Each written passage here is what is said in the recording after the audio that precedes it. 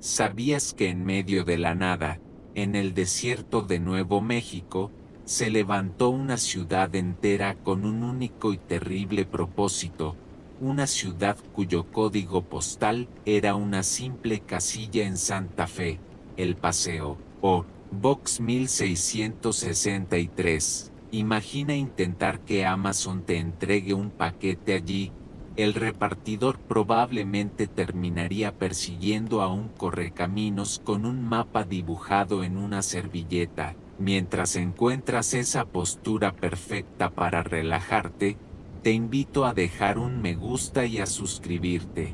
Tu apoyo es el motor para seguir tejiendo estas historias para ti. Me encantaría leer en los comentarios desde qué rincón del mundo nos escuchas. Ahora sí, baja la intensidad de la luz. Nuestro viaje está a punto de comenzar. Tú llegas por un camino polvoriento que no figura en ninguna parte. Una herida de tierra rojiza cortada en el paisaje árido. El aire es delgado y seco, y el sol de Nuevo México golpea con una intensidad que hace que el mundo parezca vibrar. Durante kilómetros, no has visto más que mesetas escarpadas y vegetación achaparrada. De repente, de la nada, aparece un puesto de control. Hombres con uniformes militares, rifles al hombro, te detienen con una eficiencia fría y sin preguntas. No te piden tu nombre real, solo tu pase, un documento que te acredita como residente de un lugar que, oficialmente, no existe. Al otro lado de la barrera, la nada da paso a algo completamente surrealista. Una ciudad de madera y barro, construida a toda prisa sobre una meseta solitaria conocida como Los Álamos. El nombre, que significa Los Álamos, suena pacífico, casi poético, un terrible contraste con la razón de su existencia. Las calles no tienen nombre, solo números. Las casas son prefabricadas, idénticas, dispuestas en hileras monótonas contra el impresionante telón de fondo de las montañas Gemés. El eco de la promesa del episodio anterior resuena en el aire. Reunir a los genios fue el primer paso, casi el más sencillo. Ahora estás aquí para presenciar el verdadero desafío, uno que pondrá a prueba no solo los límites de la ciencia, sino el alma misma de sus creadores. Caminas por estas calles improvisadas y sientes el peso del secreto. Es una comunidad entera viviendo bajo un manto de silencio forzado. Sabes que aquí, en este lugar aislado del resto del mundo, se está gestando el arma más poderosa que la humanidad haya concebido jamás. Los historiadores aún debaten si el aislamiento extremo de los Álamos fue una genialidad logística que fomentó la concentración o un error psicológico que magnificó la presión sobre sus habitantes. Lo que es innegable es la atmósfera, una mezcla de campamento de verano para genios y prisión de máxima seguridad. Aquí, cada conversación podría ser escuchada, cada carta es leída por sensores antes de salir, y el mundo exterior es un recuerdo lejano. Estás en el sitio y, el corazón del proyecto Manhattan, la ciudad secreta construida para destruir un mundo, o quizás, para salvarlo. Te encuentras ahora en una de las austeras oficinas de madera. El aire huele a pino recién cortado y al humo perpetuo del tabaco. A través de la ventana, ves a dos figuras que definen este lugar, un dúo tan improbable que su existencia misma parece una broma cósmica. Son los dos pilares sobre los que se sostiene este castillo de naipe científico. El primero es el general Leslie Groves, un hombre corpulento, imponente, con un uniforme que parece a punto de ceder ante la fuerza de su personalidad. Es un ingeniero, el hombre que acaba de construir el Pentágono en un tiempo récord. Para él, El proyecto Manhattan es otro desafío logístico monumental, un problema de construcción que debe ser resuelto con plazos, presupuestos y una disciplina de hierro. Ves cómo su mirada barre el paisaje, no con la apreciación de su belleza, sino calculando, midiendo, como si pudiera someter al desierto con la pura fuerza de su voluntad. Es famoso por su pragmatismo brutal y su afición a los chocolates, un pequeño detalle humano en un hombre que parece tallado en granito. Junto a él, casi como una sombra, camina Robert Oppenheimer. Es delgado, casi frágil, con unos ojos azules increíblemente intensos que parecen ver más allá de la realidad tangible.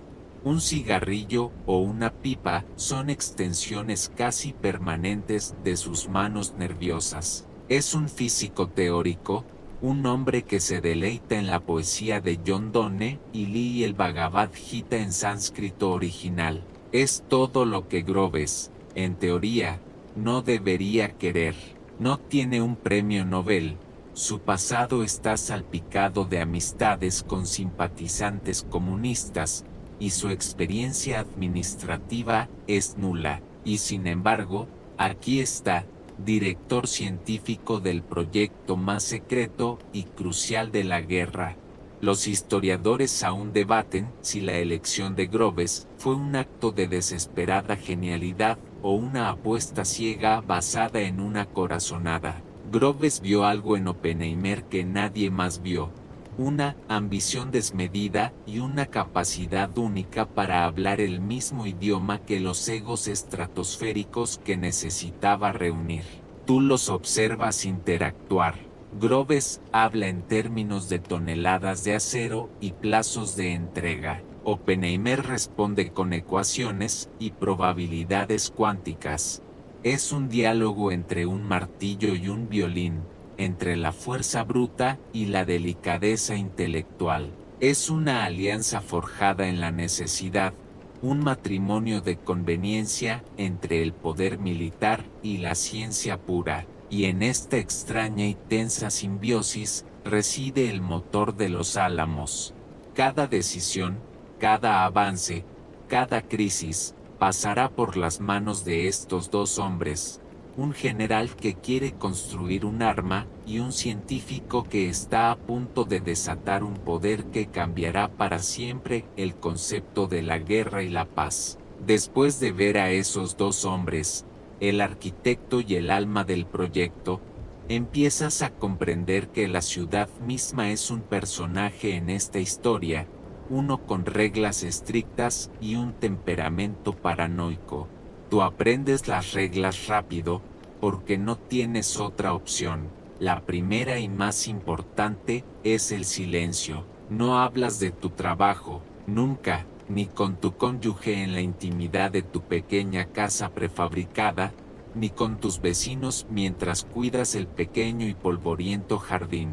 Estás rodeado de las mentes más brillantes del planeta, pero las conversaciones en las cenas y fiestas son deliberadamente triviales, centradas en el clima, los libros o el último cotilleo sobre quien consiguió un poco de licor de contrabando. Es una comedia de modales interpretada por genios nucleares. El segundo pilar de esta vida es la censura. Decides escribir una carta a casa, un intento de mantener un hilo con el mundo que dejaste atrás. Cada palabra que escribes la imaginas pasando bajo los ojos de un censor anónimo en una oficina sin ventanas. No puedes mencionar el nombre del lugar, ni el de tus colegas más famosos. No puedes describir el paisaje ni insinuar la naturaleza de tu trabajo. Tus pensamientos más íntimos, tus quejas, tus esperanzas, son leídos y, si es necesario, tachados con una gruesa tinta negra. La dirección de retorno es siempre la misma, esa cifra casi mística: Paseo, o Box 1663, Santa Fe. Es una dirección que no conduce a ningún lugar físico, un agujero negro postal. Entonces, te topas con la curiosidad más extraña y conmovedora de este lugar. Ves a una joven madre paseando a su bebé bajo el sol implacable, y te enteras de la verdad. Los bebés que nacen aquí, en este limbo geográfico, tienen certificados de nacimiento que también indican paseo, o Box 1663 como su lugar de nacimiento. Son ciudadanos de un apartado de correos, fantasmas legales nacidos en el secreto. Los historiadores aún debaten si este nivel de secretismo fue una estrategia de seguridad efectiva o un experimento psicológico brutal que generó una paranoia innecesaria. Lo que sientes es que transforma la vida en una actuación constante. Cada habitante es un actor en una obra de teatro cuyo guión no conoce del todo. Vives en una burbuja, un universo paralelo con sus propias leyes físicas y sociales, donde la verdad es un bien racionado, y la normalidad es una ilusión cuidadosamente mantenida por alambre de espino y el miedo a una palabra equivocada. Tú entras en una de las salas de reuniones, y la atmósfera te golpea de inmediato. Es una mezcla extraña, parte seminario universitario de posgrado, parte consejo de guerra. El aire es denso, cargado con el olor a polvo de tiza, café recalentado y la energía palpable de docenas de mentes prodigiosas funcionando a máxima capacidad. Aquí están los titanes que Oppenheimer ha reunido, una colección de intelectos tan deslumbrante que parece casi irreal. En el centro de una discusión, con una calma que contrasta con el caos intelectual que lo rodea, está Enrico Fermi. Acaba de llegar de Chicago, donde logró la primera reacción nuclear en cadena autosostenida del mundo. Es un hecho ampliamente conocido que su llegada a Los Álamos fue como la de un profeta que ya ha visto la tierra prometida. Sus colegas lo tratan con una reverencia casi religiosa. De hecho, aquí descubres una curiosidad del lugar.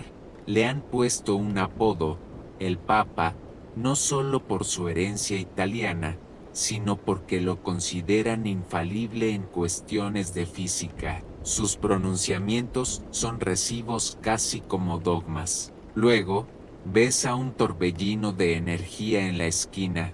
Es un hombre joven, de unos 25 años, con ojos traviesos y una energía que parece incapaz de ser contenida. Es Richard Feynman, un genio emergente, el punk rocker en medio de una sinfonía clásica, mientras los físicos más veteranos debaten con gravedad. Él gesticula, bromea, y reduce problemas complejos a ideas tan simples y elegantes que dejan a los demás boquiabiertos. Es la encarnación de la irreverencia brillante, un recordatorio de que no todos aquí son sombríos académicos. Pero esta reunión de estrellas no es una colaboración armoniosa. Te das cuenta de que es más como una manada de lobos alfa obligados a compartir una presa. Cada uno de estos hombres, y algunas mujeres notables como la física Lee Jornig, está acostumbrado a ser la persona más inteligente de cualquier habitación en la que entre. Ahora, están rodeados de sus iguales, y a menudo, de sus superiores. Los egos chocan con la fuerza de partículas subatómicas. Las discusiones en las pizarras son feroces batallas intelectuales, donde reputaciones se forjan y se quiebran con una línea de tiza. Los historiadores aún debaten si el verdadero genio de Oppenheimer no fue su física, sino su habilidad casi sobrenatural para dirigir esta orquesta de egos monumentales, para calmar las disputas, masajear las vanidades y canalizar toda esa fricción competitiva hacia un único objetivo. Estás presenciando una colaboración forzada, un equipo de estrellas reacias, unidas por la urgencia de la guerra y la seducción de un problema científico sin precedentes. Sales de esa sala cargada de egos y te acercas a una de las pizarras que llenan cada pasillo y cada oficina, lienzos negros cubiertos con el polvo blanco de ecuaciones complejas. Las fórmulas y los símbolos parecen un lenguaje arcano, una escritura cuneiforme del siglo XX, pero empiezas a entender el dilema fundamental que representan. Es el corazón de la bestia, el problema que ha reunido a todos estos titanes en este lugar olvidado por Dios. El objetivo, te explican con una simplicidad que desarma, es crear una reacción en cadena, un efecto dominó a nivel atómico. Para lograrlo, necesitan un material especial, uno cuyos átomos se rompan con facilidad al ser golpeados por un neutrón, liberando más neutrones que a su vez rompan más átomos, en una cascada de energía violenta y exponencial. El problema es que solo tienen dos candidatos viables para este papel estelar, y cada uno presenta un conjunto de desafíos monumentales. El primer candidato es el uranio 235, te lo describen como el aristócrata de los elementos. Es estable, predecible, y su física es relativamente bien comprendida. El problema es su extrema rareza. En la naturaleza, el uranio común es casi todo uranio 238, una variante más pesada y perezosa que no sirve para una bomba. El codiciado U-235 constituye menos del 1% del total.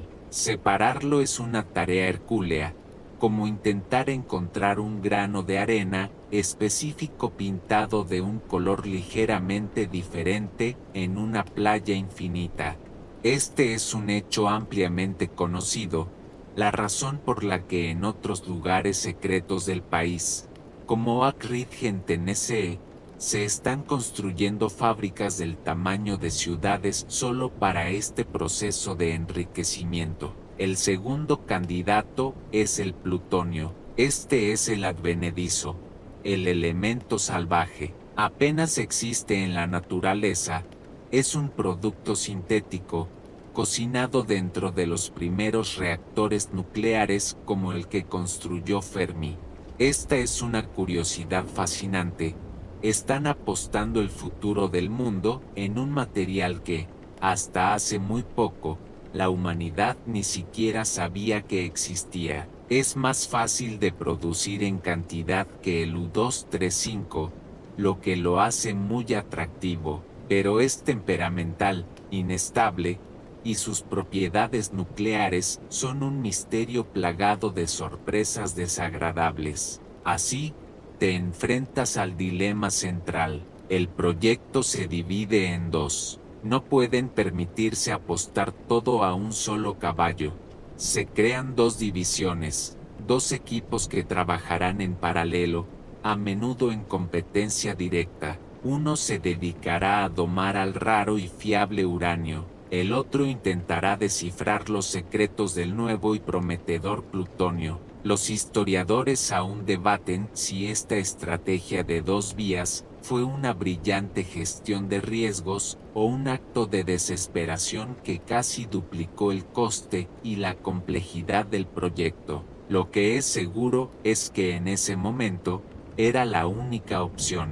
La ciudad secreta ahora tiene dos misiones, dos caminos que conducen al mismo y terrible destino. Ahora te concentras en el primer camino, la senda del uranio, que parece, a primera vista, la más segura. El equipo a cargo de este desafío te muestra los planos, y te sorprende la simplicidad casi brutal del concepto. No hay física cuántica esotérica aquí, no hay teorías que retuerzan la mente, es ingeniería pura, casi del siglo XIX. Te lo explican con una analogía que hiela la sangre.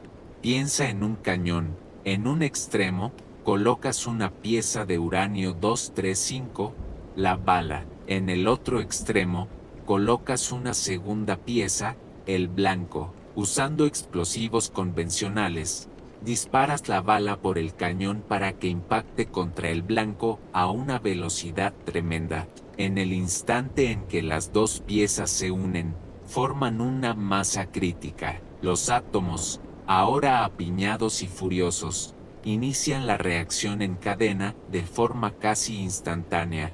Es un diseño tan directo, tan mecánicamente fiable, que los científicos están increíblemente seguros de que funcionará.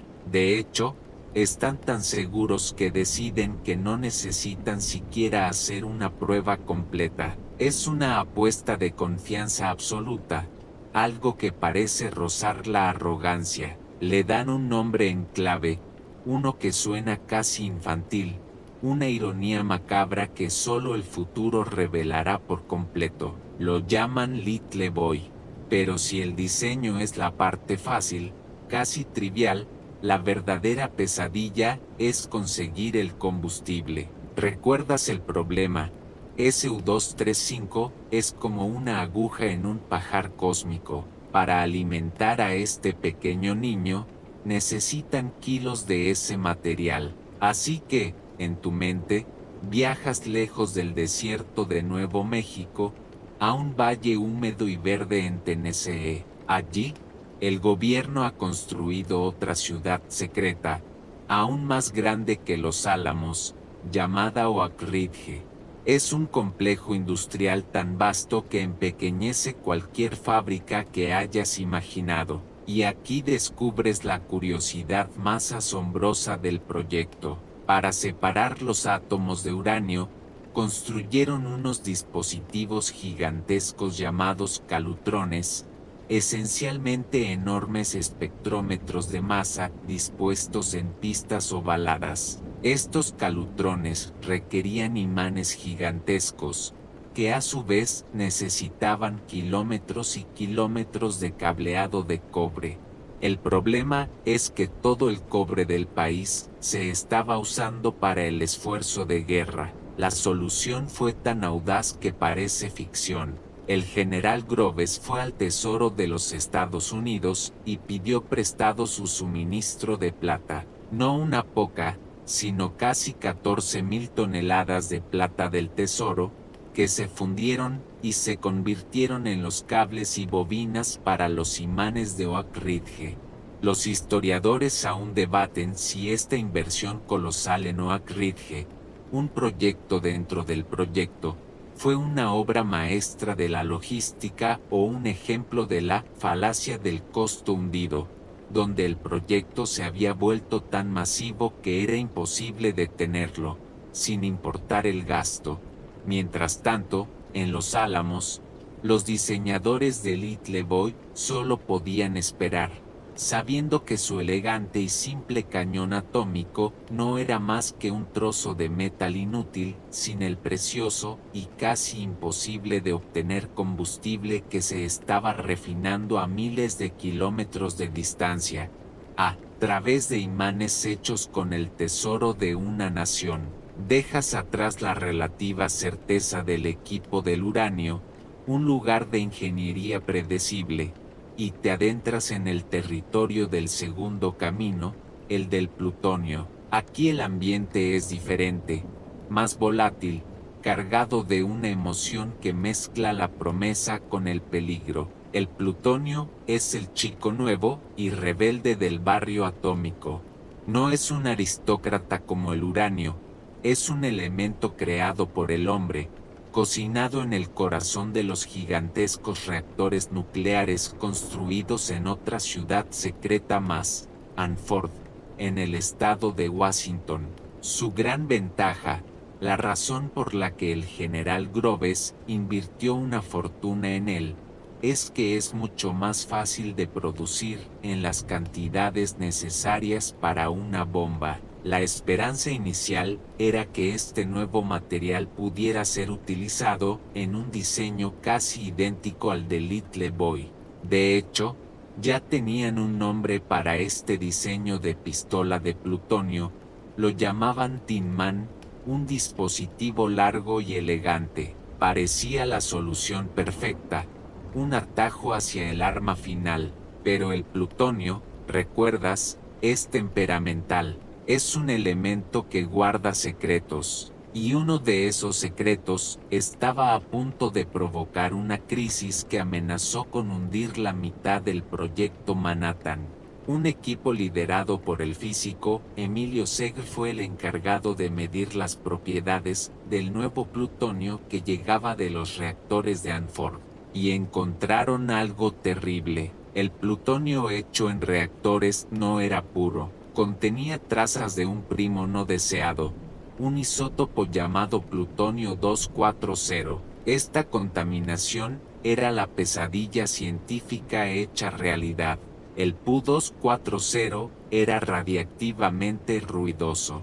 Sufría de algo llamado fisión espontánea, lo que significa que escupía neutrones al azar, como chispas de un leño húmedo en una hoguera. Aquí es donde el simple diseño de la pistola falla catastróficamente. En la bomba de uranio, la reacción en cadena solo comienza cuando las dos piezas se unen, pero con el plutonio contaminado, los neutrones aleatorios del Pu-240 iniciarían la reacción demasiado pronto.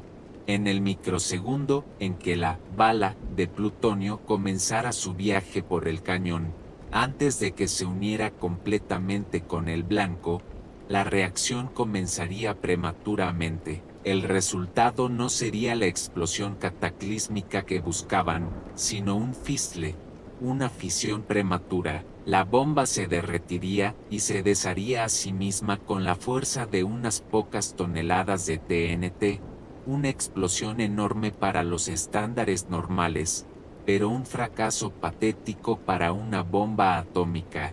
Los científicos calcularon la velocidad necesaria para unir las piezas antes de que el fisle ocurriera, y las cifras eran imposibles.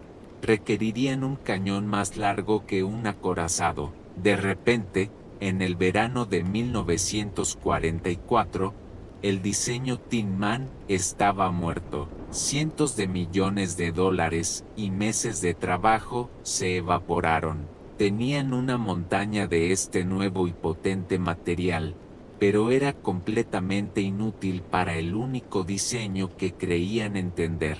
El pánico se apoderó de los Álamos. Los historiadores aún debaten si Oppenheimer subestimó deliberadamente los desafíos del plutonio para mantener el impulso del proyecto, o si la crisis del Pu-240 fue un shock tan genuino para él como lo fue para el resto del equipo. Lo cierto es que el camino fácil se había convertido en un callejón sin salida. El pánico es un ácido que corroe la certeza. Tras el descubrimiento del fallo fatal del plutonio 240, una ola de desesperación silenciosa se extiende por los Álamos. El camino del plutonio, la gran esperanza del proyecto por su relativa abundancia, parece haber llegado a un abrupto y humillante final. En las salas de reuniones, las pizarras que antes mostraban los elegantes planos del Tin Man ahora están limpias, vacías, como lápidas de una idea muerta. Los genios están en un callejón sin salida, con una montaña de material fisible que es demasiado volátil para el único método que conocen. Es en este vacío de ideas, en este silencio de la derrota, donde una solución que antes fue considerada una fantasía teórica resurge, no como una opción, sino como la única esperanza. La idea es tan radical que desafía la intuición.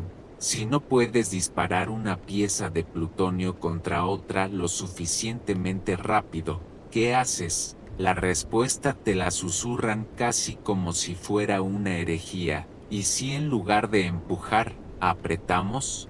Imagina que tienes una esfera de plutonio, del tamaño de una naranja, en el centro de todo. Ahora, en lugar de dispararle algo, La rodeas completamente con los explosivos más potentes que se puedan fabricar, y detonas todos esos explosivos al mismo tiempo, en el mismo microsegundo. La onda de choque resultante no empuja la esfera, la aplasta, la comprime desde todas las direcciones a la vez. Una fuerza titánica y perfectamente simétrica que la estruja hasta una fracción de su tamaño original. Es el concepto de la implosión. Al aplastar la esfera de plutonio, su densidad aumenta de forma tan dramática y tan increíblemente rápida que alcanza la masa crítica instantáneamente. Es una carrera contra la propia física del plutonio, un intento de ganar a las chispas del Pu-24-0 y forzar la reacción en cadena antes de que el fissile tenga la oportunidad de comenzar. Esta idea no era completamente nueva. Un hecho poco conocido es que había sido propuesta meses antes por un físico relativamente joven y tranquilo llamado Seth Neddermeyer. En ese entonces, fue recibida con escepticismo, considerada una virguería elegante pero casi imposible de lograr en la práctica. Parecía más una curiosidad de laboratorio que una solución viable para un arma. Ahora, es su única carta. Oppenheimer, en un acto de liderazgo audaz, toma una decisión drástica. Abandona por completo el diseño de la pistola de plutonio y apuesta todo el futuro de ese camino a la implosión. Los historiadores aún debaten si Oppenheimer reconoció la genialidad de la implosión de inmediato, o si fue su desesperación ante el fracaso del Tin Man lo que le obligó a apostar por una idea que antes consideraba una distracción elegante pero impráctica. Sea cual sea la razón, la misión ha cambiado. El desafío ya no es construir un cañón atómico, sino dominar la fuerza de la compresión perfecta. La idea es una genialidad nacida de la desesperación, pero construirla, crear esa onda de choque perfectamente esférica, sería un milagro de la ingeniería y la precisión que llevaría a los científicos y a los ingenieros al borde de la locura. Una idea, por brillante que sea, es solo un fantasma hasta que la ingeniería la obliga a entrar en el mundo real. Y la idea de la implosión, en sus primeros días, parecía destinada a seguir siendo un espectro. Tú observas los primeros intentos, y son un desastre grotesco, trozos de metal retorcido, cráteres asimétricos en el suelo del desierto. Los explosivos, por naturaleza, quieren expandirse, esparcir, destruir hacia afuera, forzarlos a converger, a apretar. Es como pedirle a un huracán que pliegue la ropa con cuidado. El problema es la simetría. Imagina que intentas aplastar un globo de goma con tus manos para hacerlo más pequeño. Si no aplicas la presión de manera perfectamente uniforme desde todas las direcciones al mismo tiempo, el globo simplemente se abultará en otro lugar. La esfera de plutonio haría lo mismo, saldría disparada por el punto más débil de la explosión, convirtiéndose en un proyectil radiactivo en lugar de una bomba. Aquí es donde entra en escena un nuevo tipo de genio, no un físico teórico, sino un químico experto en explosivos llamado Georgi Kistiakowski. Él y su equipo se enfrentan a este problema de la simetría con una solución de una elegancia asombrosa. Crean algo que llaman lentes explosivas. Te lo explican así. Una lente óptica enfoca los rayos de luz en un solo punto. Una lente explosiva, de manera similar, puede enfocar la fuerza de una onda de choque. La construyen combinando dos tipos de explosivos, uno que detona muy rápido y otro que detona más lentamente, moldeados juntos en formas de cuña muy precisas. Al detonar el explosivo rápido en el exterior, la onda de choque viaja a través del explosivo lento, que la moldea y la curva, dirigiéndola hacia el centro. Ahora, imagina 32 de estas cuñas explosivas dispuestas juntas para formar una esfera perfecta alrededor del núcleo de plutonio, como las piezas de un balón de fútbol tallado en dinamita. Es un mosaico de la muerte. Pero, ¿cómo saber si funciona? No puedes filmar el interior de una explosión. Aquí es donde nace una de las curiosidades más peligrosas y brillantes del proyecto, los experimentos Rala. Los científicos colocan una bolita de un material intensamente radiactivo, el lantano 140, en el centro de una esfera de prueba. Luego detonan las lentes explosivas a su alrededor. Durante la microfracción de segundo que dura la implosión, el lantano emite una ráfaga de rayos gamma que son capturados por detectores, creando una especie de radiografía de la compresión. Es una idea tan audaz como aterradora. Los historiadores aún debaten si el éxito final de la implosión se debió a la brillantez teórica de los físicos o a la tenacidad y el pragmatismo de ingenieros y químicos como Kistiakowsky, a quienes a menudo se referían despectivamente como los fontaneros del proyecto. Lo que está claro es que la batalla de las lentes se ha convertido en una guerra de precisión milimétrica. Cada una de las 32 lentes debe ser idéntica, y sus detonadores deben activarse en la misma millonésima de segundo. Un fallo minúsculo, y todo el castillo de naipes se derrumba en otro fracaso humeante. En medio de toda esta tensión casi insoportable, esta atmósfera de secretos, plazos imposibles, y la sombra de la aniquilación global, tú necesitas un respiro, una válvula de escape, y la encuentras en la figura de Richard Feynman. ¿Recuerdas a ese joven físico, el punk rocker en la Sinfonía de Genios? Mientras otros se consumen por el peso de la responsabilidad, Feynman parece navegar por los álamos con una mezcla de brillantez científica y un espíritu travieso de colegial. Se ha convertido en el bufón oficial de la corte, un papel que él abraza con deleite, porque entiende algo fundamental: la solemnidad excesiva es enemiga del pensamiento creativo. Te diviertes observando sus hazañas. Es famoso por su habilidad para abrir cajas fuertes. En un lugar obsesionado con la seguridad, donde documentos ultrasecretos se guardan bajo llave, Feynman se da cuenta de que la mayor debilidad no es el acero de las cajas, sino la psicología humana.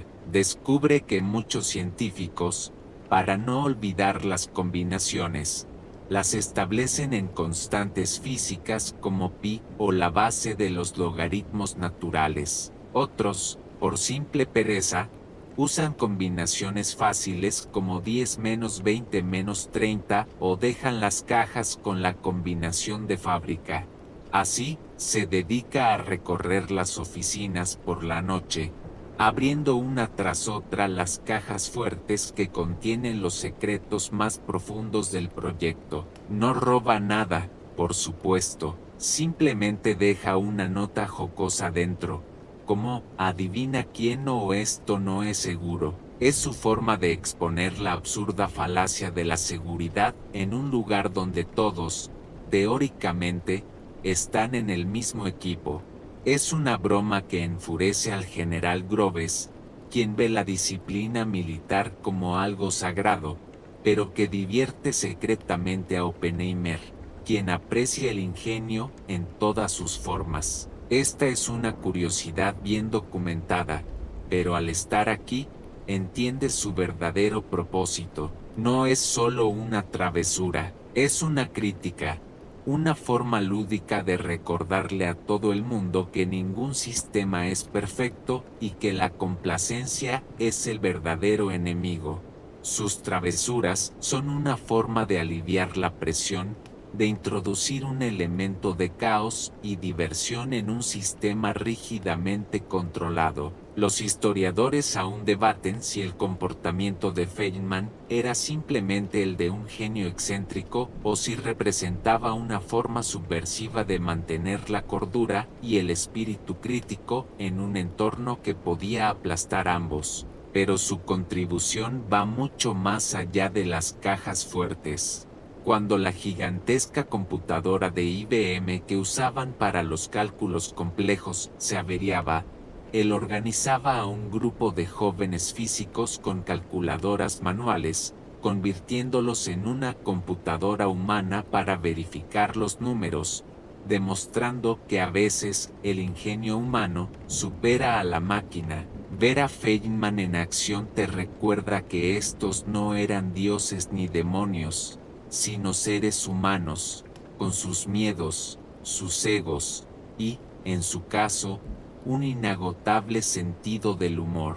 Mientras la primavera de 1945 llega al desierto, trayendo consigo flores silvestres que brotan con una tenacidad sorprendente entre las rocas y la arena, un cambio sutil pero profundo comienza a filtrarse en la atmósfera de los Álamos. El aire ya no solo está cargado de ecuaciones y el olor a explosivos, sino también de una inquietud creciente, una sombra de duda moral que se alarga con los días.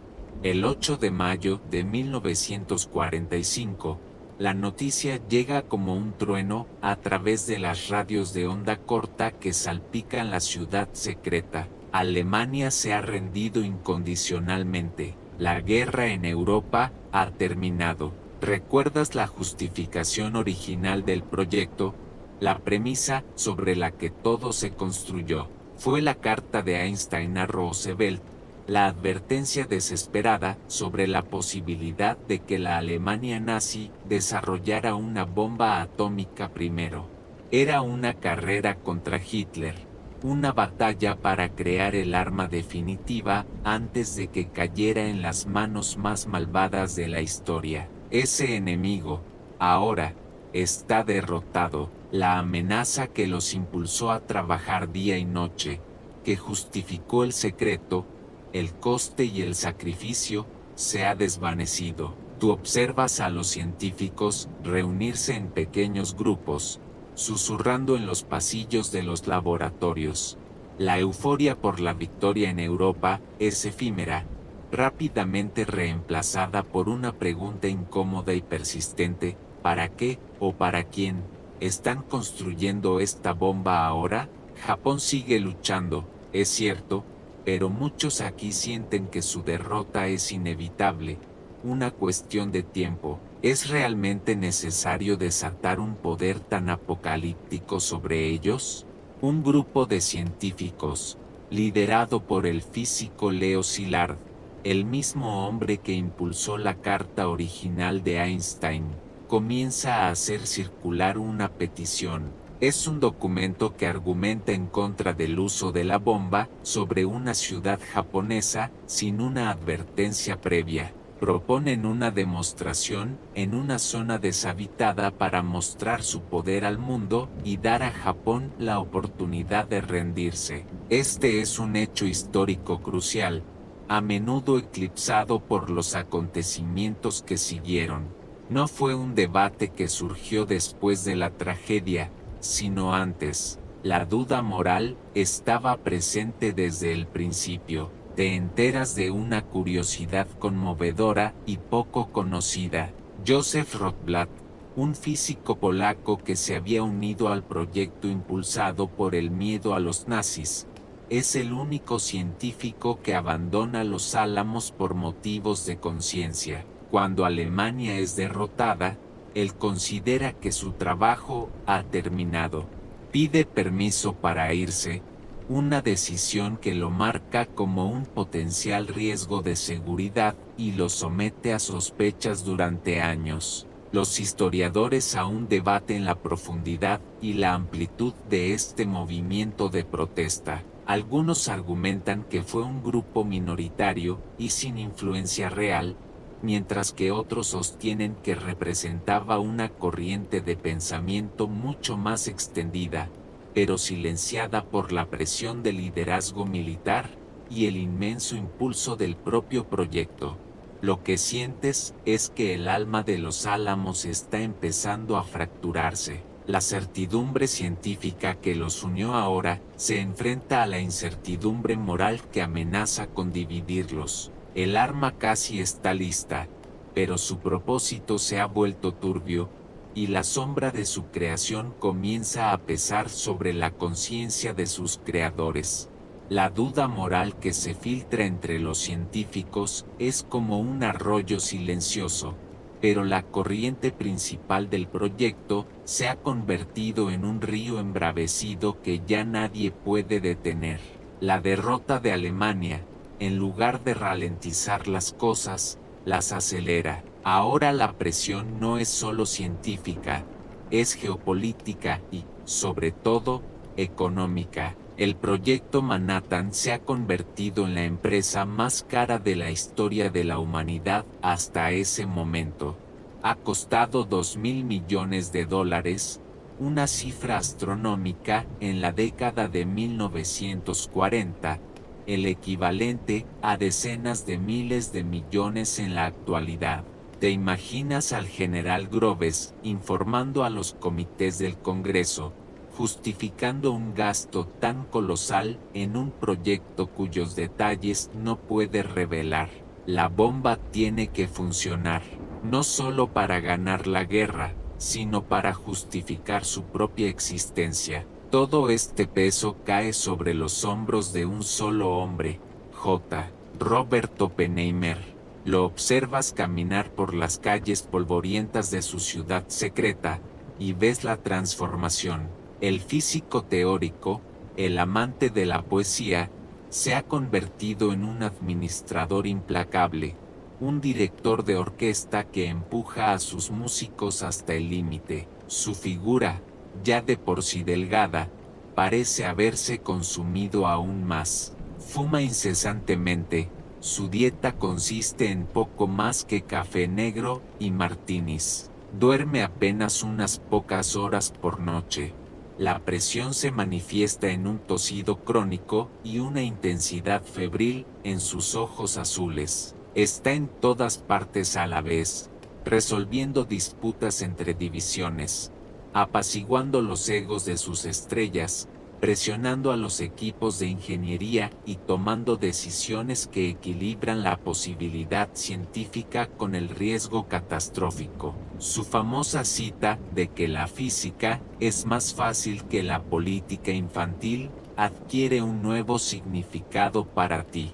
Aquí, en Los Álamos, está lidiando con ambas a una escala épica. Se ha convertido en el centro neurálgico, el único hombre que comprende todas las facetas del proyecto, desde las ecuaciones más abstractas de la implosión hasta los problemas de fontanería en los laboratorios. Es una carga de conocimiento y responsabilidad que aplastaría a la mayoría de los hombres. Te enteras de una curiosidad que revela la magnitud de esta presión. A medida que se acerca la fecha de la primera prueba, Oppenheimer se vuelve tan delgado y demacrado que sus amigos y colegas temen por su salud física y mental.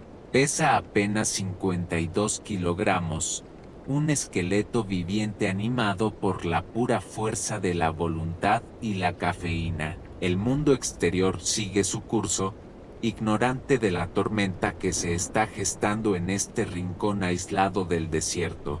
En Europa, los aliados se preparan para la conferencia de Potsdam, donde se decidirá el destino del mundo de la posguerra. El presidente Truman, que asumió el cargo tras la muerte de Roosevelt, apenas sabe de la existencia del proyecto. Está esperando una carta de triunfo, un as en la manga que le dé una ventaja decisiva sobre Stalin. Y esa carta se está forjando aquí, en la mente y el cuerpo atormentado de Oppenheimer. Los historiadores aún debaten si Oppenheimer fue consumido por la ambición de ver su creación tener éxito, o si simplemente fue atrapado en una maquinaria tan grande y poderosa que no tuvo más remedio que llevarla hasta su conclusión.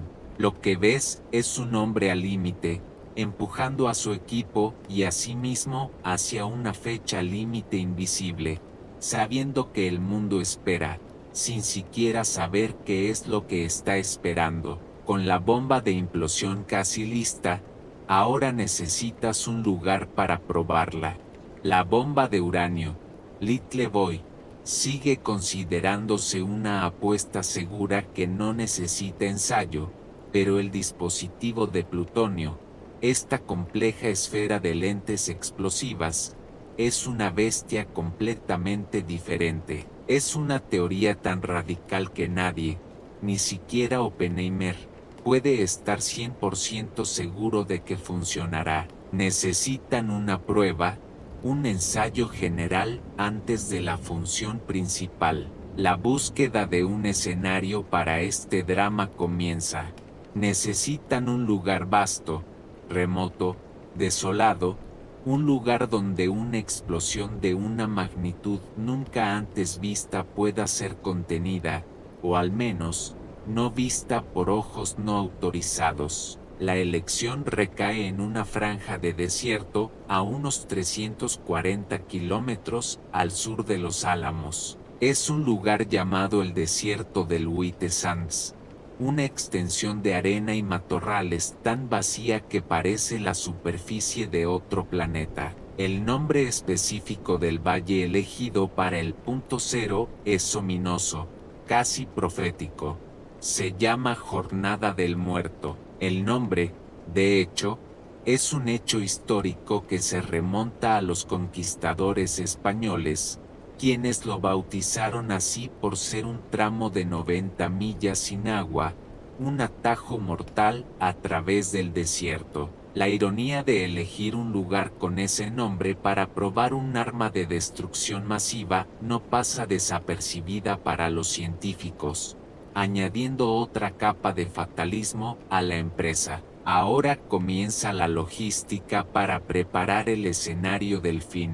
Construyen una red de búnkeres de observación de hormigón a 10.0 yardas, unos 9 kilómetros del punto cero, uno para los científicos y otro para los dignatarios y militares. Tienden kilómetros y kilómetros de cableado a través del desierto para conectar cámaras, sismógrafos y todo tipo de sensores que intentarán capturar la anatomía de la explosión. En el centro de todo, en el punto exacto que llaman Ground Zero, erigen una torre de acero de 30 metros de altura.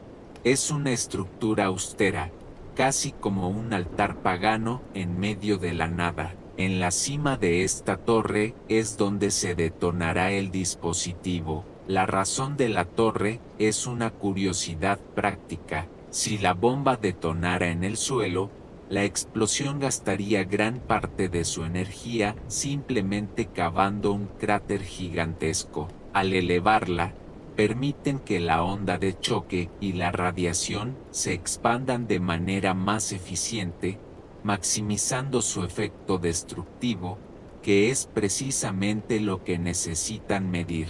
Oppenheimer, con su afición a la poesía y el misticismo, le da un nombre en clave a la prueba, la llama Trinity. Los historiadores aún debaten el origen exacto de este nombre. Oppenheimer mismo afirmó más tarde que se inspiró en un soneto de John Donne, que comienza con la frase Bater Maye Art, Tre Person de God. Es una elección que fusiona lo sagrado y lo profano, la ciencia y la teología, un nombre que sugiere un evento de proporciones casi divinas. La jornada del muerto está lista. El altar de acero espera. El mundo, sin saberlo, se acerca a su primer encuentro con el poder del átomo. El escenario está listo. La torre de acero se alza solitaria en la jornada del muerto, esperando a su protagonista. Ahora, tú te encuentras de vuelta en Los Álamos, donde el dispositivo real, la primera bomba atómica de la historia, está siendo ensamblado pieza por pieza con el cuidado de un relojero y el nerviosismo de un desactivador de bombas. Este dispositivo no es un arma militarizada todavía, es un aparato de laboratorio, una esfera enredada en un nido de cables y detonadores. No tiene un nombre oficial de arma, como Little Boy o Fat Man, que será el nombre de la versión militarizada posterior. Simplemente lo llaman The Gadget, el artilugio, un nombre deliberadamente anodino, casi cómico, para el objeto más peligroso jamás creado. El corazón del artilugio es un núcleo de plutonio. Son 2 hemisferios de este metal denso y cálido al tacto, recubiertos de níquel. El proceso de traer las 2 mitades juntas para formar una esfera completa es uno de los momentos más tensos de todo el proyecto. Se le conoce como hacerle cosquillas a la cola del dragón, una frase acuñada por Richard Feynman. Los físicos realizan experimentos de criticidad, acercando lentamente las 2 piezas para medir el aumento de la actividad neutrónica. Un movimiento en falso, un simple deslizamiento de la mano, y el núcleo podría volverse crítico, liberando una ráfaga mortal de radiación. Es un hecho conocido que más tarde, después de la guerra, 2 científicos morirían en accidentes casi idénticos realizando estos peligrosos experimentos. Una vez que el núcleo de plutonio está listo, comienza el montaje final. El proceso se lleva a cabo en una vieja granja abandonada cerca del sitio de Trinity, la McDonald Ranch House. ¿Te parece un escenario surrealista? La tecnología más avanzada del planeta siendo ensamblada en un edificio rústico de adobe, como si el futuro estuviera naciendo en las ruinas del pasado. El núcleo de plutonio se coloca cuidadosamente dentro de un iniciador, una pequeña esfera de polonio y berilio diseñada para producir una ráfaga de neutrones en el momento preciso para iniciar la reacción en cadena. Luego, esta esfera central se envuelve en un caparazón de uranio natural, llamado el tamper, diseñado para reflejar los neutrones de vuelta al núcleo y mantener la reacción unida por una fracción de segundo más. Finalmente, la esfera completa, ahora del tamaño de un balón, se introduce con una precisión milimétrica en el centro hueco del mosaico de lentes explosivas. La curiosidad de este proceso es su naturaleza artesanal. A pesar de los $2.000 millones gastados, el montaje final no lo realiza una máquina, sino un pequeño grupo de científicos y técnicos que trabajan con sus propias manos, sudando bajo la luz de las bombillas en una habitación polvorienta. Es un acto de fe y precisión manual. Los historiadores aún debaten sobre el nivel de riesgo que se asumió durante este montaje final.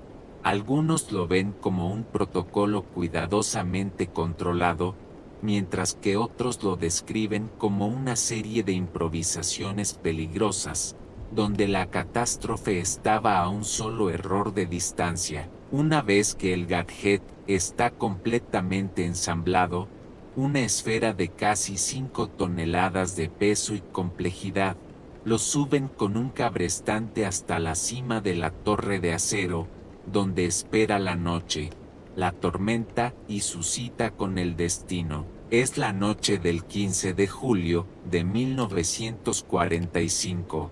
La fecha programada para la prueba Trinity es en las primeras horas de la mañana siguiente, pero el desierto, como si sintiera la profanación que está a punto de ocurrir, decide revelarse. Una tormenta violenta, de proporciones casi bíblicas, desciende sobre la jornada del muerto. Tú estás en el búnker de control, a 9 kilómetros del punto cero, y sientes la furia de la naturaleza. El viento aúlla, la lluvia cae en cortinas torrenciales, y los relámpagos iluminan el paisaje con destellos estroboscópicos. Uno de esos relámpagos revela la silueta de la torre de acero, con el gadget en su cima, una bomba atómica expuesta a los elementos, conectada a una maraña de cables de detonación. La preocupación en el búnker es palpable. Un rayo podría, en teoría, inducir una corriente en el cableado y detonar la bomba prematuramente. O peor aún, el viento y la lluvia podrían dañar los circuitos y hacer que la prueba falle. La tensión se vuelve casi insoportable. El general Groves, siempre pragmático y con una aversión al fracaso, discute con Oppenheimer. La idea de cancelar o posponer la prueba está sobre la mesa, pero un aplazamiento es una pesadilla logística y política. El presidente Truman ya está en Potsdam, esperando noticias.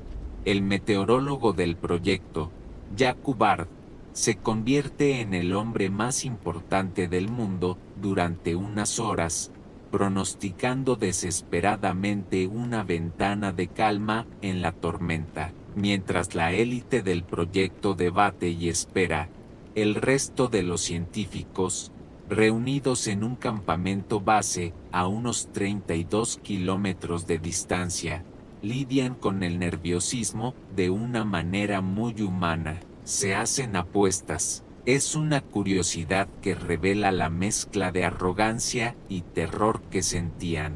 Enrico Fermi, el Papa, ofrece apostar con cualquiera sobre si la explosión encenderá la atmósfera terrestre y destruirá el mundo entero, un riesgo teórico que, aunque calculado como casi nulo, seguía siendo una posibilidad aterradora en la mente de algunos. Otros hacen apuestas más modestas sobre la potencia de la explosión, el rendimiento medido en kilotones, o el equivalente a miles de toneladas de TNT. Las apuestas van desde un fisle patético hasta cifras que superan la imaginación. Es una forma de humor negro, un mecanismo de defensa contra el miedo a lo desconocido. Oppenheimer, demacrado y pálido, vaga por el búnker de control, mirando el cielo tormentoso. Su decisión de seguir adelante con la prueba, a pesar de las advertencias de algunos físicos teóricos sobre los posibles resultados catastróficos, se cierne sobre él.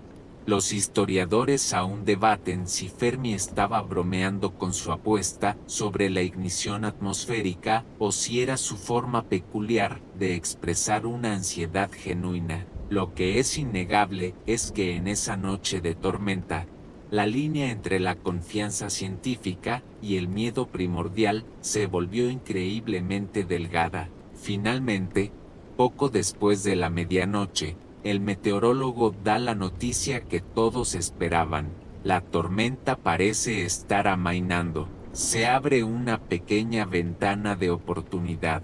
La prueba se retrasa, pero no se cancela. La nueva hora fijada es las 5:30 de la mañana. La cuenta atrás, interrumpida por la furia del cielo, se reanuda. La tormenta ha pasado, dejando tras de sí un silencio que es más profundo y pesado que el estruendo que la precedió. El aire del desierto, lavado por la lluvia, huele a ozono y a creosota húmeda. La hora final ha llegado. En el búnker de control, el ambiente es de una quietud casi religiosa. Estás allí, en la penumbra, viendo las siluetas de los hombres que han soñado con este momento y lo han temido a partes iguales. Ya no hay apuestas, no hay bromas, solo una tensión compartida que es tan tangible como el hormigón de las paredes. A través de la radio, una voz monótona y sin emociones comienza la cuenta atrás final, un metrónomo que marca el pulso hacia un nuevo mundo. De menos 10 minutos, esas palabras flotan en el aire, y ves como cada hombre las procesa a su manera. Algunos cierran los ojos, Otros miran fijamente los instrumentos, cuyas agujas tiemblan ligeramente. La voz en la radio da la orden, una instrucción que se ha repetido en todos los puestos de observación. Debes tumbarte en el suelo, con los pies apuntando hacia el punto cero. Se te entregan unas gafas de soldador, un trozo de vidrio tan oscuro que el mundo desaparece cuando te lo pones. Y aquí, en la oscuridad previa al amanecer, ocurre una de las curiosidades más extrañas de este día. A algunos de los observadores se les recomienda aplicarse loción solar, un gesto surrealista de prepararse para un sol que aún no ha salido y que no será el que conocen.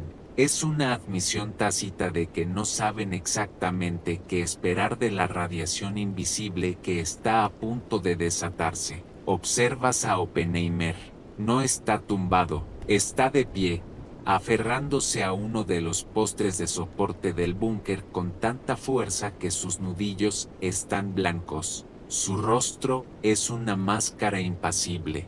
Los historiadores aún debaten si su aparente calma en estos últimos momentos era la fachada de un director en control absoluto, o el silencio de un hombre tan abrumado por la enormidad de su creación que se había desvinculado de la realidad. La voz en la radio continúa, implacable. De menos 60 segundos, un silencio colectivo cae sobre el búnker. El único sonido es el zumbido de los equipos y la respiración contenida de los hombres. 30 segundos. El mundo parece haberse detenido. Cada segundo se estira hasta convertirse en una eternidad. Sientes el latido de tu propio corazón en tus oídos. 10, 9, 8, 7, 6, 5, 4, 3, 2, 1. La voz se detiene. Un instante de silencio absoluto, el más profundo que jamás hayas experimentado. 0, 0. Por una fracción de segundo, nada. El silencio se prolonga. Una pausa tan larga que te preguntas si algo ha fallado. Y entonces, ocurre. No es un sonido, es una luz que llena el mundo. A través de tus gafas de soldador, tan oscuras que momentos antes no podías ver nada, una llamarada de un blanco cegador lo inunda todo. Es una luz que no tiene fuente, parece emanar del propio tejido de la realidad. Es tan intensa que algunos de los hombres que miraban directamente, incluso con protección, ven el destello púrpura de los vasos sanguíneos de sus propias retinas. El calor llega casi al mismo tiempo.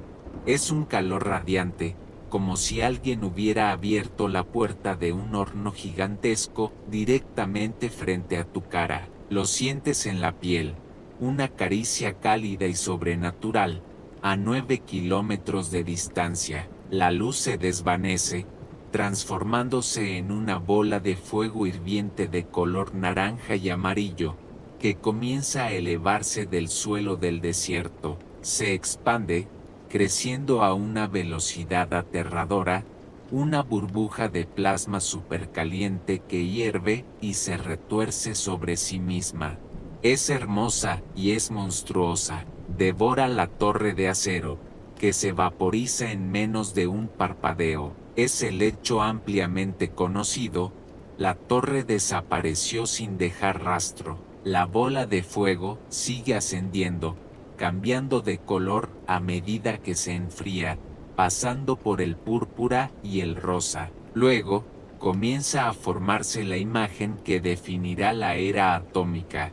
La bola de fuego se aplana en la parte superior, y de su base surge un tallo de polvo y escombros succionados desde el desierto, creando la silueta inconfundible y aterradora de un hongo que se eleva kilómetros hacia el cielo, un monumento efímero a un poder que la humanidad nunca debió haber tocado. Solo entonces, después de la luz y el calor, llega el sonido. Es un rugido que no se oye con los oídos, se siente en los huesos.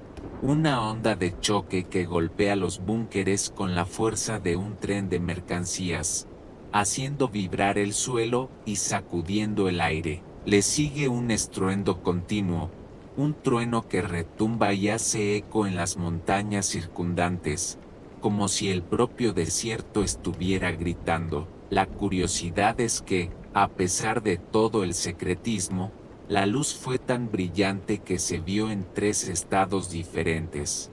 Una mujer ciega que viajaba en un coche a cientos de kilómetros de distancia le preguntó a su hermano, ¿qué ha sido ese flash? Los historiadores aún debaten sobre las descripciones que dieron los testigos. Algunos lo compararon con 1000 soles. Otros, como el periodista William Lawrence, el único civil autorizado a presenciarlo, lo describieron en términos poéticos y aterradores, como el nacimiento de una nueva estrella.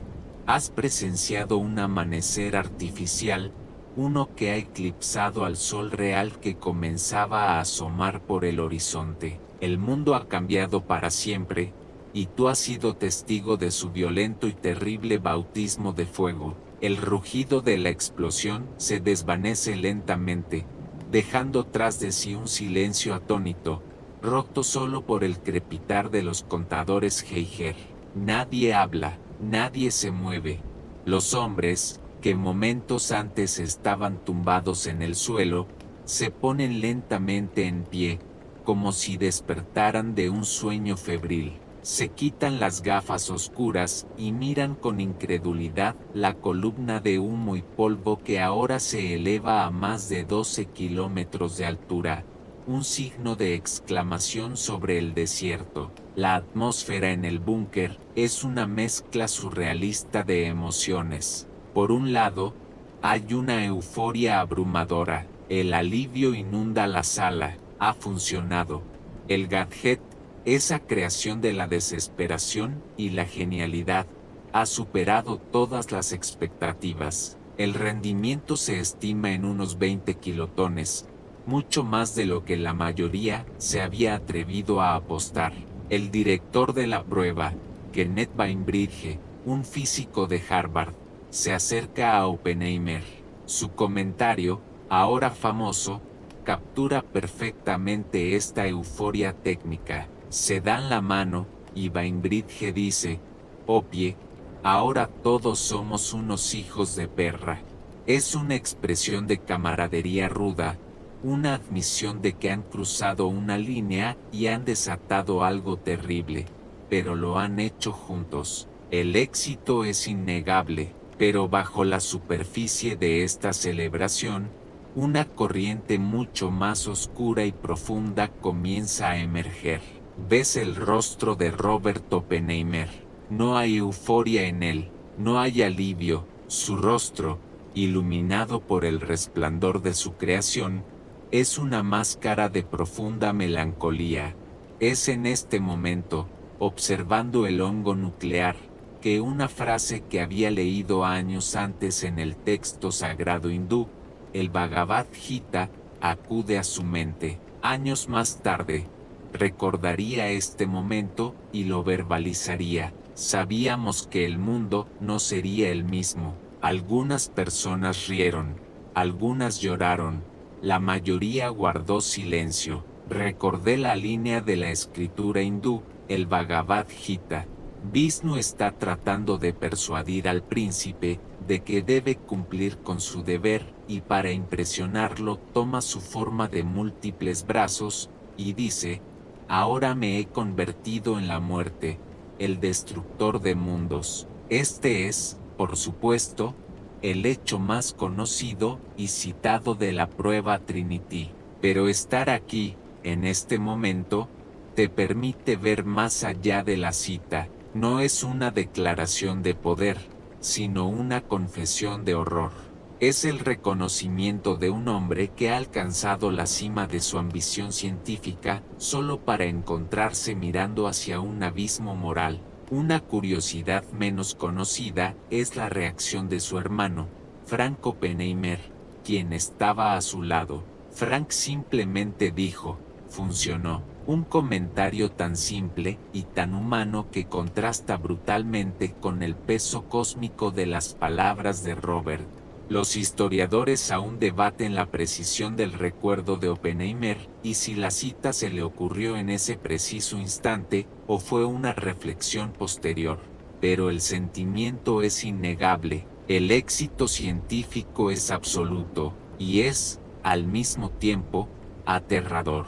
El genio ha salido de la botella, y en los rostros de sus creadores, ves la euforia de la creación mezclada con el terror primordial de la consecuencia.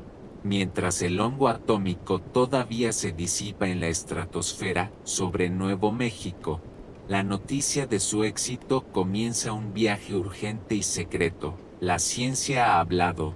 Ahora es el turno de la política. El eco de la explosión debe cruzar el Atlántico y llegar a un solo hombre, el presidente Harry S. Truman. En ese mismo momento, Truman se encuentra a miles de kilómetros de distancia, en Potsdam, un suburbio de la devastada Berlín. Está sentado a la mesa de negociaciones con Winston Churchill y el líder soviético, Joseph Stalin. Están decidiendo el destino del mundo de la posguerra, redibujando las fronteras de Europa y planeando la fase final de la guerra contra Japón. Truman, que solo se había enterado de la existencia del proyecto Manhattan unas semanas antes, tras la muerte de Roosevelt, se siente en desventaja. Está lidiando con un Stalin endurecido por la victoria y seguro de sí mismo. Truman necesita una ventaja, un as en la manga. El mensaje sobre Trinity debe ser entregado con la máxima seguridad. No pueden simplemente enviar un telegrama que diga la bomba atómica funcionó. El código que utilizan es de una simplicidad casi poética. El general Groves envía un mensaje cifrado a su superior en Washington, el secretario de guerra Henry Stimson, que está con Truman en Potsdam. El mensaje dice, operado esta mañana. El diagnóstico aún no es completo, pero los resultados parecen satisfactorios y ya exceden las expectativas. Es una descripción clínica, despojada de toda emoción, pero Stimson necesita más detalles. Un segundo mensaje, aún más críptico, llega poco después, uno que se ha convertido en una curiosidad famosa de la criptografía de la Guerra Fría. El mensaje, redactado por el asistente de Groves, utiliza una metáfora para describir el nacimiento del bebé atómico. Dice, el bebé nació satisfactoriamente. Con esta noticia en su bolsillo, la actitud de Truman en la conferencia cambia de la noche a la mañana. Los que lo observan, como Churchill, notan que de repente se vuelve más asertivo, más confiado en sus tratos con Stalin. Sabe que ahora posee un poder que nadie más en la Tierra tiene. El 24 de julio, Truman decide que es hora de jugar su carta. Durante un receso en las negociaciones, se acerca a Stalin de manera informal.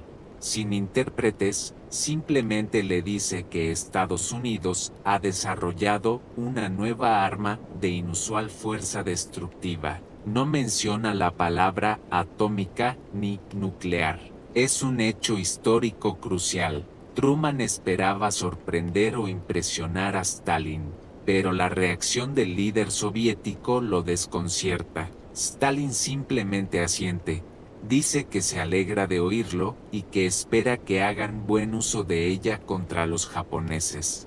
Truman se va pensando que Stalin no ha entendido la magnitud de lo que le ha dicho. Estaba equivocado. Stalin lo entendió todo, gracias a su red de espías en los Álamos, especialmente Klaus Fuchs, un físico brillante que formaba parte del proyecto. Stalin sabía de la existencia de la bomba atómica desde hacía mucho tiempo, quizás incluso antes que Truman.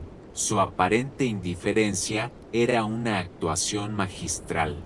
Los historiadores aún debaten si el farol de Truman en Potsdam tuvo algún efecto real en el resultado de la conferencia, o si simplemente confirmó a Stalin la necesidad de acelerar su propio programa atómico, dando inicio a la carrera armamentista de la Guerra Fría incluso antes de que la Segunda Guerra Mundial hubiera terminado. Lo que es seguro es que el poder nacido en el desierto ya no es un asunto científico. Se ha convertido en la pieza central del tablero de ajedrez geopolítico mundial. Regresas de la jornada del muerto y el aire en los álamos ha cambiado. La euforia maníaca de la noche de la prueba se ha evaporado, dejando un residuo de sobriedad y un peso palpable. La creación ha nacido, y ahora sus padres la miran con una mezcla de orgullo y pavor. El gadget, aquel artilugio de laboratorio, enredado en cables, ha pasado a la historia. En su lugar, ahora ves los productos finales, las versiones militarizadas y pulidas. Contemplas las dos sombras que pronto volarán. Little Boy, la bomba de uranio, es larga, delgada y de un color oscuro y siniestro, como un tiburón metálico diseñado para una sola y letal carrera. A su lado, descansa el resultado de la frenética carrera de la implosión, la bomba de plutonio. Es bulbosa, casi cómicamente redonda, una forma que le ha valido el apodo de Fat Man. Una curiosidad que algunos dicen que fue un guiño a la corpulenta figura de Winston Churchill, mientras que otros lo atribuyen a un personaje de la película El Halcón Maltés.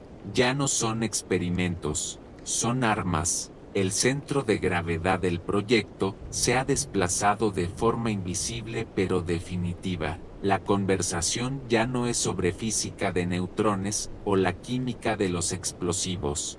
El Comité de Objetivos, un grupo de militares y científicos, ha estado deliberando durante semanas, barajando una lista de ciudades japonesas con una frialdad burocrática que hiela la sangre. Las preguntas ahora son sobre patrones climáticos, la topografía de los valles y la concentración de infraestructuras industriales. Los científicos, que una vez fueron los reyes de este dominio, ahora son meros consultores.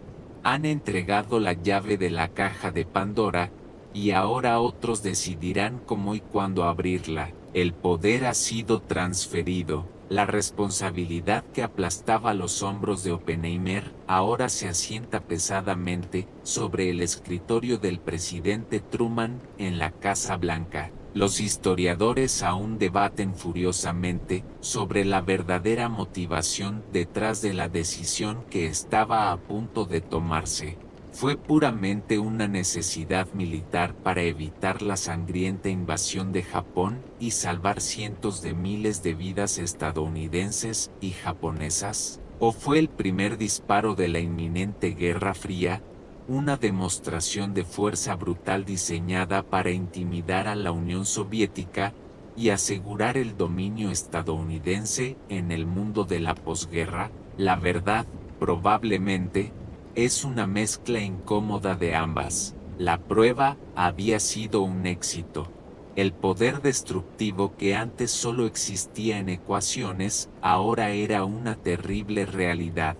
Pero en los pasillos del poder en Washington, la pregunta ya no era si podían usarla, sino dónde y cuándo. Y aquí, en el umbral de esa terrible pregunta, es donde nuestra historia hace una pausa por esta noche. El eco de aquella explosión en el desierto se ha desvanecido, y el silencio vuelve a reinar, no el silencio tenso de una cuenta atrás, sino la calma serena de tu propio espacio, de tu propio tiempo. Deja que el peso de la historia se disipe como el humo de aquella columna lejana, y siente en su lugar el peso reconfortante de tu manta. El viaje a través de la ciudad secreta ha terminado, y has regresado a un lugar de total seguridad y paz.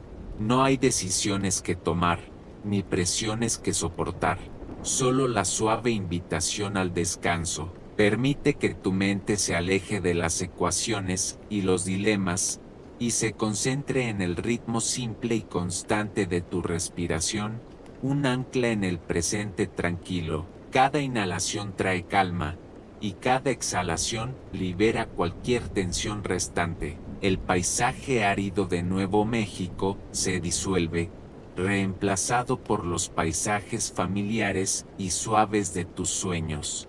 Las estrellas sobre el desierto, que una vez fueron eclipsadas por un sol artificial, ahora brillan para ti, tranquilas y eternas, guardianas silenciosas de tu descanso. Permítete flotar en esta quietud, en esta sensación de profunda y merecida paz. Fin, dulces sueños.